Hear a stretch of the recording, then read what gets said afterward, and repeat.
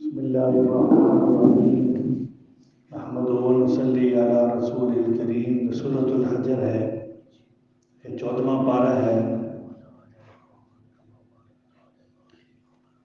یہاں سے اللہ پاک فرما رہے ہیں ربما یود الذین کفروا لو کانوا مسلمین، کفار کی تمنا۔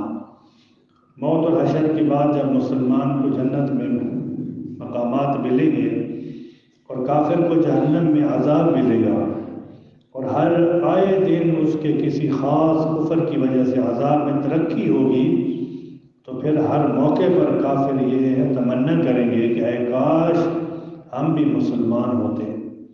حفاظت قرآن، انا نحن نزلنا الذکر وانا لہ لحافظون۔ اللہ پاک فرما رہے ہیں قرآن مجید ہم نے ہی نازل کیا اور اس قرآن کریم کی حفاظت بھی ہم ہی کریں گے۔ آگے حضرت آدم علیہ السلام کی تخلیق، وَلَقَدْ خَلَقْنَا الْإِنسَانَ مِنْ صَلْصَالٍ مِنْ حَمَإٍ مَسْنُونٍ۔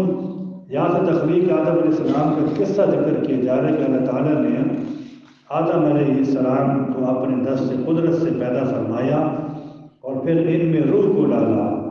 پھر اللہ تعالیٰ نے شیطان کی غرور اور گمراہی کو بیان فرمانے کے بعد شیطان اور ان کے پیروکاروں کے انجام بد کو بیان کیا۔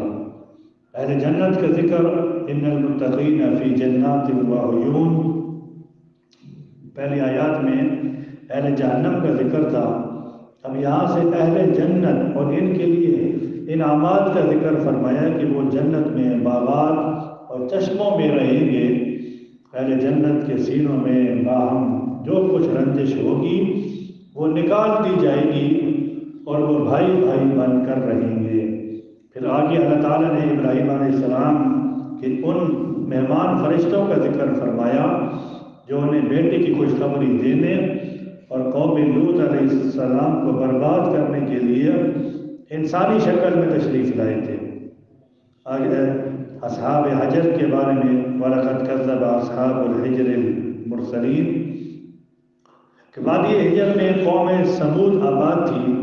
ان کی طرف حضرت صالح علیہ السلام کو پیغمبر بنا کر بھیجا گیا۔ انہوں نے اپنی قوم کو دعوت دی، لیکن قوم نے آپ کو جھٹلایا، جس کے نتیجے میں اللہ پاک نے اس قوم کو ایک ہیبت ناک آواز کے ذریعے ہلاک کر دیا۔ اب فاتحہ میں قرآن کریم کہنے کی وجہ، وَلَقَدْ آتَيْنَاكَ سَبْعًا مِنَ الْمَثَانِي، اے پیغمبر ہم نے آپ کو ایسی صورت عطا کی جو بار بار پڑھی جاتی ہے۔ وہ قرآن عظیم سے مراد سورۃ الفاتحہ ہے۔ گویا ایک طرح سے فاتحہ بھی پورا قرآن ہے۔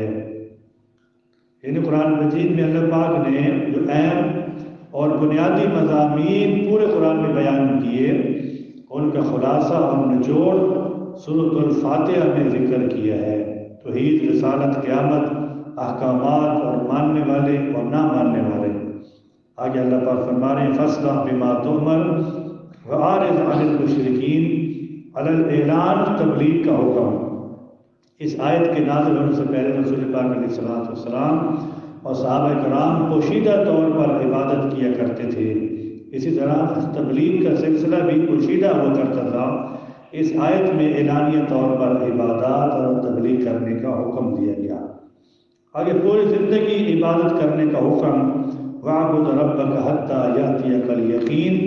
الیقین سے مراد موت ہے۔ مطلب یہ کہ اے پیغمبر آپ اللہ تعالیٰ کی پوری زندگی عبادت کریں یہاں تک کہ اللہ تعالیٰ آپ کو اپنے پاس بلا لیں۔ اس عبادت سے مراد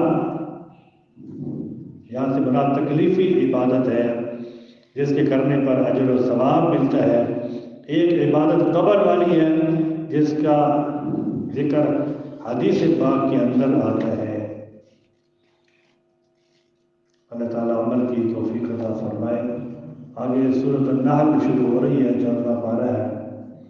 سبحان ربک رب العزۃ عما یصفون وسلام علی المرسلین والحمد للہ رب العالمین، آمین برحمتک یا ارحم الراحمین۔